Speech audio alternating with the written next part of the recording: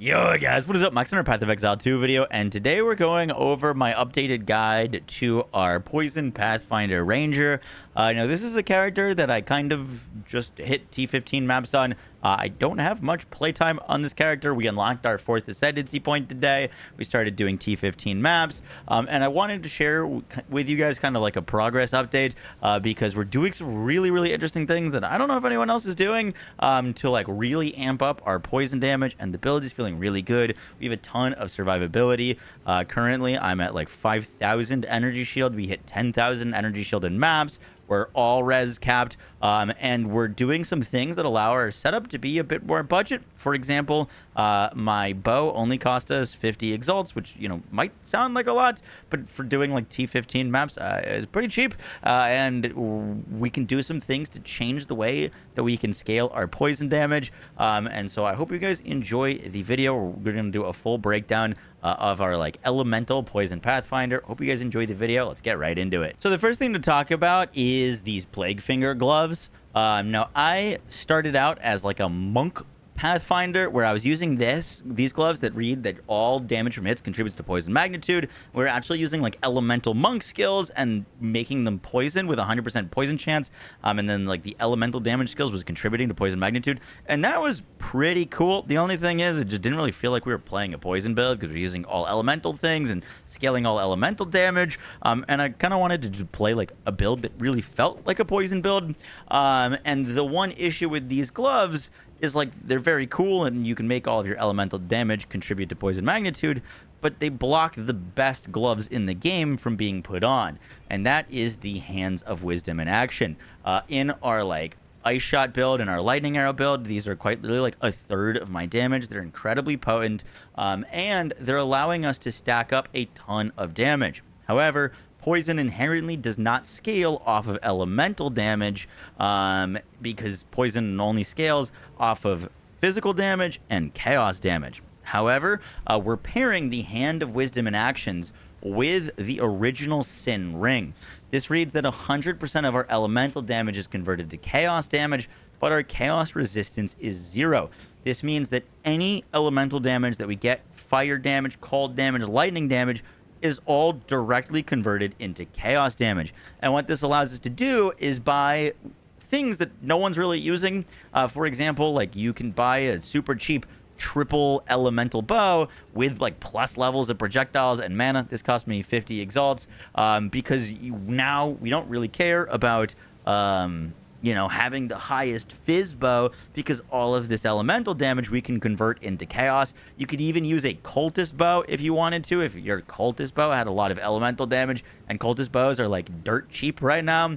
But what we're doing is we're converting all of our elemental damage into chaos, which allows us to scale our poison up massively, and use things that people aren't really prioritizing. Like I've got a quiver with a bunch of fire damage. No one's really using fire quivers. This is fire damage, cold damage with bow skills, plus levels of projectiles, dexterity, and life on kill. And all of these things are allowing us to like really scale up our chaos damage, because anything that we find is just directly turned into chaos. Now, the one downside of this ring is that our chaos resistance is 0, and that means that we cannot increase this value. If we pick up like 9% chaos res here, and I've got chaos res here, and I got chaos res here, my chaos resistance will always be 0. And we can talk a bit about how you can do this early, but for like endgame, because we don't want to have a resistance be 0, we actually pair with this going chaos inoculation. This makes our max life 1, but we become immune to chaos damage. And so now we only need 3 resistances. We only need fire, lightning, and cold. We can ignore chaos resistance entirely. I still have got some old gear on from my last build, but we need 0 chaos resistance because we're just immune entirely to it, which is awesome. Those like purple explosions and those death effects, like and all the little poison things, they just can't hurt you, which is really awesome. The big issue with this is then we lose, like, you know, with however much life you might lose like 1,500 life or so on, which is, you know, hard to stomach when we're losing a bunch of survivability due to this. However, what we can do is use the Ghostwraith Tattered Robe. This converts a percentage of our max life to energy shield and it converts this before Chaos Inoculation makes our max life 1. So any time that I find max life on our gear, it actually increases our energy shield. So we can get max life and energy shield gear, like this helmet that I'm wearing that has a bunch of max energy shield and max life, to give us even more energy shield. And we're pairing that with our evasion because we are playing a ranger. We can get a bunch of evasion stuff. And because we have evasion, we can pair things like Ghost Dance, which allows us to, whenever we get hit on our energy shield, we recover based off of our evasion rating. So when we get hit through our evasion, then we're going to constantly be recovering our energy shield, and we've got a ton of energy shield and a ton of survivability. We are capped on all of our elemental reses. We're immune to chaos, and we have a ton of energy shield. And because we're playing Pathfinder, we also get benefits with Flasks, and we're going to be using Eternal Youth. This gives us life recharge instead of energy shield, and the life recovery from Flask applies to energy shield instead.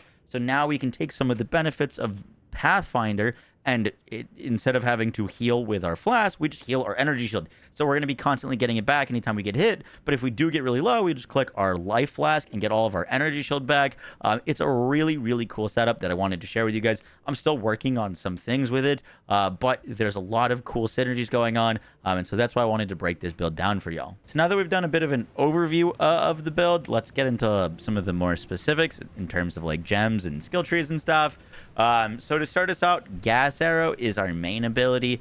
I made this build with the full intention of using Poison Burst Arrow because I thought it looked cool and I thought we could do some cool things with it. However, I found Gas Arrow, in my opinion, just to feel way better, which, you know, I didn't really want to use Gas Arrow. But Gas Arrow, one of the great things about it is, one, it just inherently has a ton of AoE.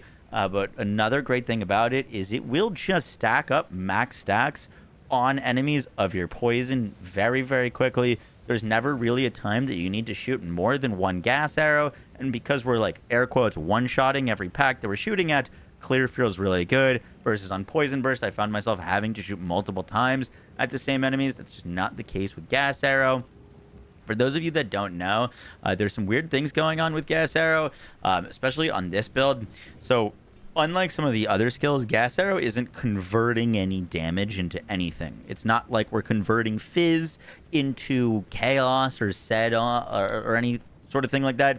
All Gas Arrow cares about is the damage that you're dealing. So if you have more damage, it doesn't matter like what type of damage, you will deal more damage with your Poison Cloud. Obviously, with like normal builds, you'd want Fizz and Chaos. This build, we can turn all of our elemental damage into chaos DPS, and so basically Gas Arrow hits enemies even though it doesn't like air quotes hits, but it poisons them as if it would hit them. So anything that has like hit effect does technically work for this, because it poisons as if it would, and then as Gas Arrow's on the ground, it's going to build up more area of effect and it lasts for a while. Now, one of the really cool things we can talk about a little bit more in depth is normally Gas Arrow explodes into fire damage whenever you ignite it. Gas Arrow doesn't on this current setup. Actually, because we're converting all of our elemental damage to chaos, the entire explosion does 0 fire damage. It does entirely chaos damage. So we can turn Gas Arrow into a chaos explosion skill, which is really fun, and it's a variant that I've been like messing around with. The only thing that you need to do that though, however, is a original sin that doesn't have 100% of your elemental damage converted to chaos. If you have 100% elemental damage converted to chaos, you can no longer ignite. Like if you put a flame wall down, you can't ignite. Everything that we were trying, you just can't really ignite with because all of that elemental damage is converted to chaos. But if you get a negatively corrupted one, then all of a sudden you can ignite, and then you can cause chaos explosions, and all those explosions scale with our chaos damage. It's a variant that I was messing around with using like the Radiant Grief, and you just constantly cause chaos explosions. Those chaos explosions do poison, and so that was pretty cool. I found just personally, I prefer just doing the straightforward Gas Arrow, because Gas Arrow scales really well. But I do want to mention that is an option, and our like Gas Arrow explosions are technically currently doing full chaos damage. So if you do see these things going off, they kind of nuke stuff. But on our gas arrow, we're using martial tempo, magnified effect for more AoE. For like single targets, you could swap this to conk effect, but just most of the time using magnified effect for mapping. Bursting plague is really great for mapping. It's going to give our poisons a like 200% of their damage per second to enemies as plague, which then can spread to different enemies. This just nukes things. It doesn't work on single targets at all, but really cool for mobbing. Then we've got deadly poison, which our supported skills deal 25% less damage with hits, but we get 75% more magnitude of poisons that we apply.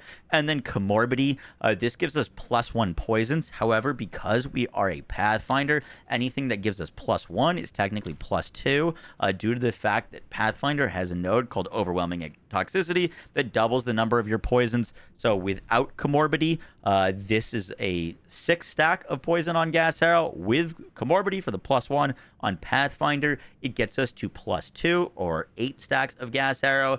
And this is really, really awesome because getting more stacks of poison while some enemies are going to die before they get 8 stacks. If you're spreading poisons, let's say you're shooting into a big group, even if an enemy is like kind of in the middle of a group, because we're using the node contagious contamination, most damaging poison on enemies is spread, and we're going to be using Heralded Plague to spread poisons. Enemies that you don't even shoot at will get instantly 8 stacked by poisons, because if the poison is originally applied by gas arrow, even enemies that don't get hit by gas arrow can get 8 stacked by poison, which is a massive damage increase for us, going from 6 to 8 poisons on enemies. So those are our links on gas arrow. Now you'll note that I do have poisonous concoction spec'd here. And that's for a few reasons. The first reason being that gas arrow is just not a great single target skill. It does T15 bosses, but poisonous concoction is definitely a better bossing skill. Poisonous concoction does a few things. One, our mana costs are really high on the build because we're using plus levels, but poisonous concoction doesn't actually cost any mana. It costs flash charges, so we can spam this without having any real mana issues, which is really nice. It does a bunch of added chaos, which we're scaling on the build. We've got a bunch of chaos increases, and then poisonous concoction works really well for our single target. I'm still trying to make it better, I'm gonna be honest. There's definitely some things that we can improve, but poisonous concoction massively benefits from a Widow Hail with damage increases with bow skills. As you can see, just a simple swap almost doubles its damage with a Widow Hail, and this isn't even a good Widow Hail, but for single target damage, we can throw our poisonous concoction, which I've currently got cold infusion on, close combat, scatter shot, and concentrated effect. And the reason we're not using poisonous concoction as our main skill and what we're doing for the whole build is honestly I just think it's a little bit boring. The whole just throwing flasks at enemies constantly just didn't appeal to me. I did use it while I was leveling, and while it is incredibly powerful, I just didn't find it very entertaining. So that's why we're not using poisonous concoction as our main skill. And then for the rest of the stuff, we've got Ghost Dance. This gives us a whenever we get hit in the time window, we get our energy shield back based on our evasion rating. I don't have a ton of evasion rating currently on the build, but 65% to not get hit is pretty nice. Helps us, enhance our evasion layer. Heralded Plague lets us spread more poisons. We're using Vine Arrow.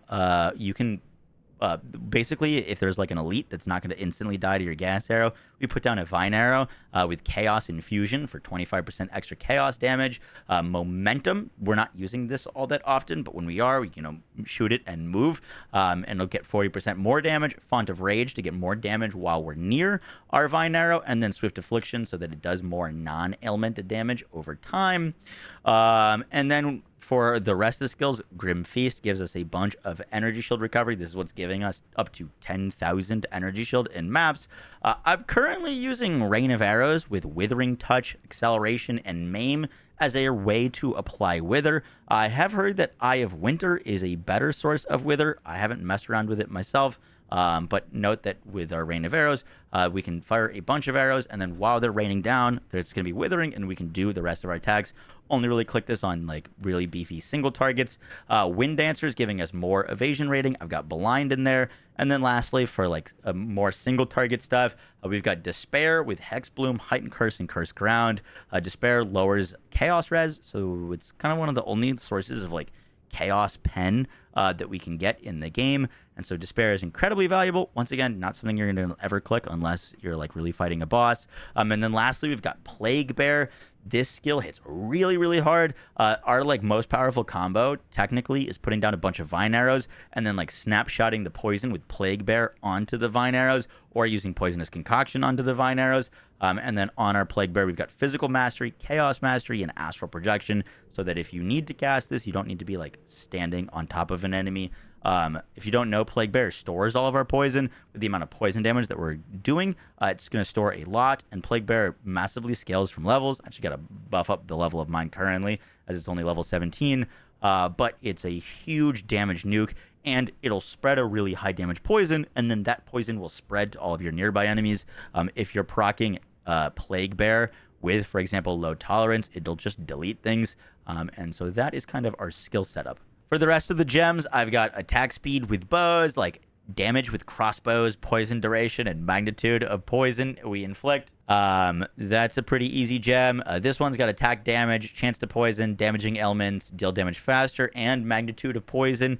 This was one that actually dropped for me, and I just got really lucky on an Exalt Slam. So this one is sick. Probably the best jewel that we have. Eventually, you would want to get like a bunch of like quiver effects. This is the only quiver effect that I have. It's got attack speed, chance to poison, and bonuses from our equipped quiver.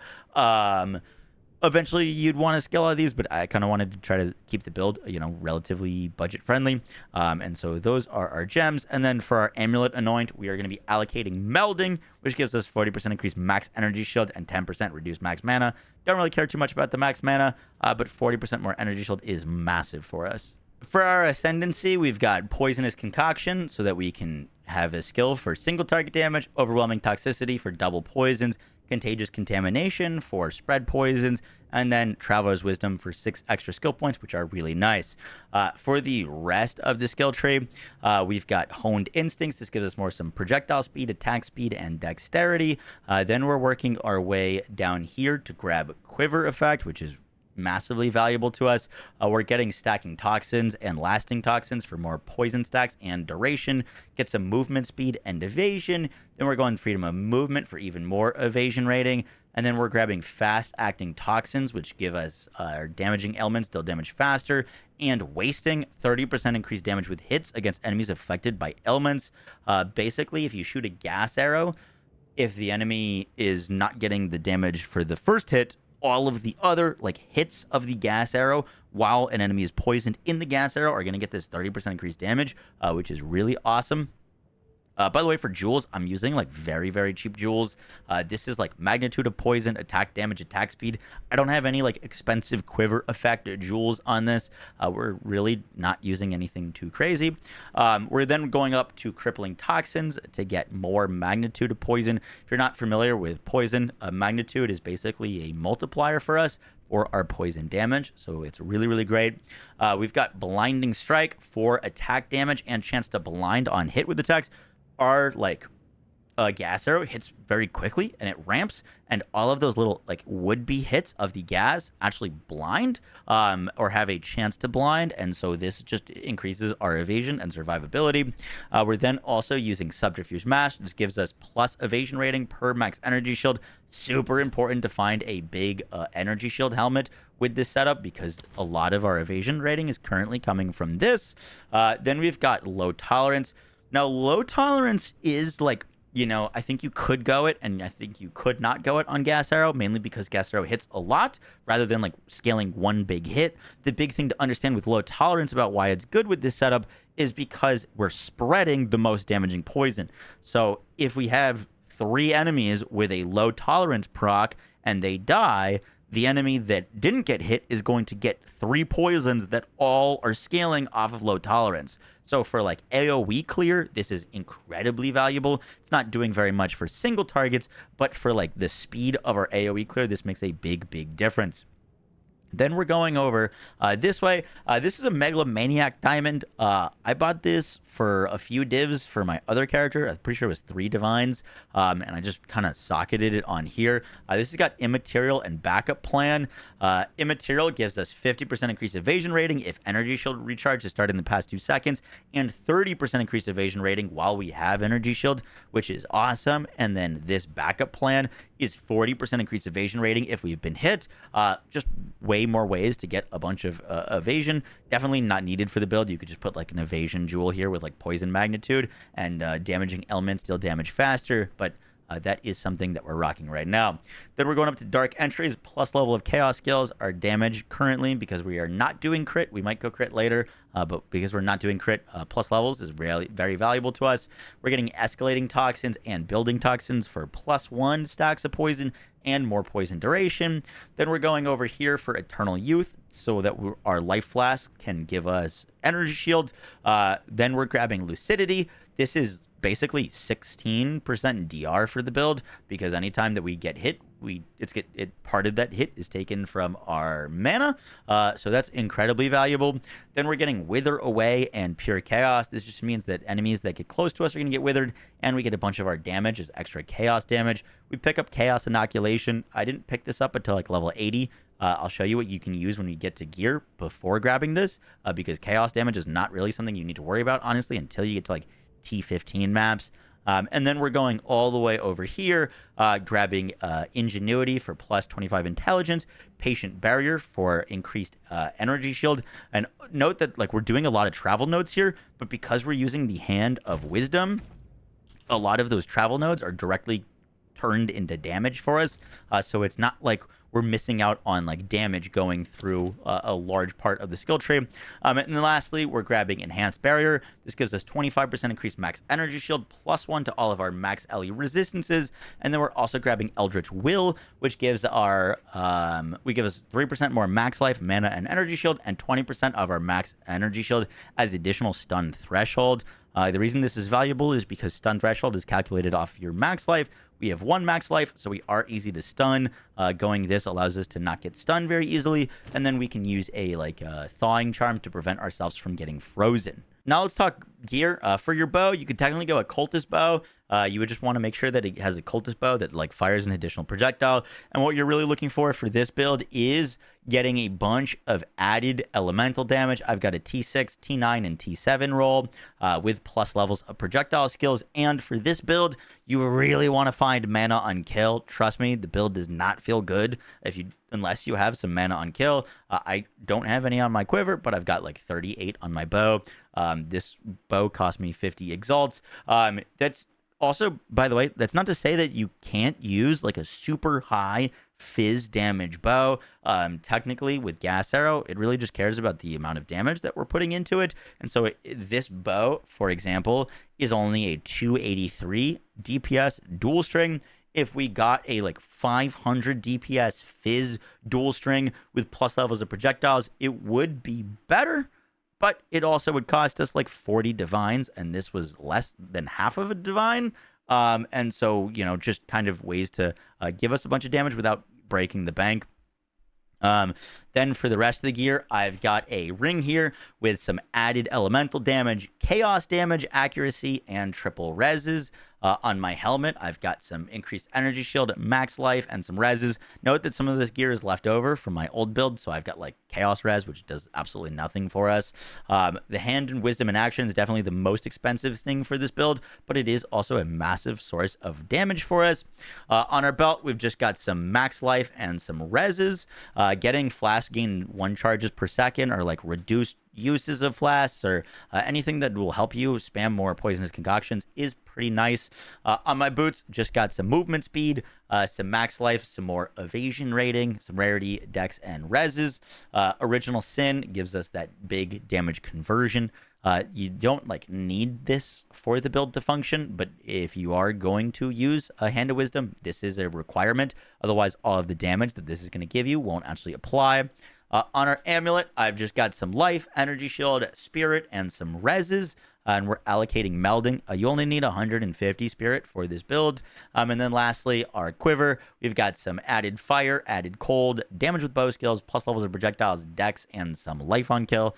Obviously, life on kill doesn't actually do anything for me. I would have loved attack speed, but this was a 1 divine quiver, and if I had attack speed, it would have been like 10. So that is what we're rocking. I do want to point out that like I didn't swap to this Ghost Wraith until I was like in the level 80s. Until then, you could just use like a normal chest piece with evasion rating and energy shield and some reses. This is what I was using. Obviously, you know, I was very susceptible to dying to chaos damage, but like while you're like leveling through the end game and going through your maps, chaos damage is not really a worry. I would only start worrying about it until you're like level 85 or higher. So just using like an energy shield evasion chest piece will be fine, and you'll feel pretty good. I wouldn't recommend swapping to like chaos inoculation until you're ready to grab all of these energy shield nodes, because they're kind of needed to make it so that you don't feel squishy. And getting your reses capped is also going to really help with that. Because this is a bit more of a complex build, and I was getting a lot of questions asked about it, I do kind of want to break down some of the most commonly asked ones. And the biggest question that I was getting is about scaling our damage with this original sin. This elemental damage converted to chaos damage is done before anything else. So, like, for example, I've got a bunch of fire, cold, lightning basically everywhere. But if I go to like this node, which gives us 20% increased elemental damage with attacks, if we hit the shift key here, well, it does technically increase our poisonous concoction damage because I've got like cold infusion on that right now. But you'll note that gas arrow is not included here because gas arrow is not doing any elemental damage. Any like increases to elemental damage are happening after the conversion, which means anything that increases elemental damage attacks is totally useless for us. So, for example, like getting the roll on your bow, like 60% increased elemental damage with attacks, would do absolutely nothing for us because all of the elemental damage is converted prior to any of those increases happening. So it's not like the increase happens to our elemental damage and then it's converted, and then the increases happen. So we're not dealing any elemental damage. We're just doing pure chaos. So anything that increases elemental damage, anything that gives us like lightning pen, cold, increases to cold, does not work for us. The one exception to that is anything that is gain damage as extra damage. So if we were, for example, to grab 5% of our damage as extra lightning damage, then you'll see that this does actually add damage because this is extra. It's on top. So this happens after the conversion. And then technically this could be a way that like we could add like cold damage to our gas arrow and have it like freeze things. Once again, we're kind of still like working on everything. I just got this to like T15 maps, but there are some interesting things that we could do. For example, with and against the darkness to add like cold damage to the build if we wanted to like get some like poison freeze going on. But those are definitely things that are not super important to us right now, but I did want to mention how you can kind of scale the conversions and why they're a bit awkward. Guys, it's gonna do it for the video. I hope you enjoyed. I did level with this poison character, so I'll leave a link to some like leveling stuff if you want to check it out. Poison is a lot of fun and it can be very smooth for mapping, doing breaches. Definitely not, you know, in my opinion, as strong as like our lightning or ice shot Deadeye builds, but I really enjoy poison. It's just like my favorite archetype usually in these games. So I wanted to bring this to y'all's attention. I hope you guys enjoyed the video. I will catch y'all in the next one. Take care. Peace.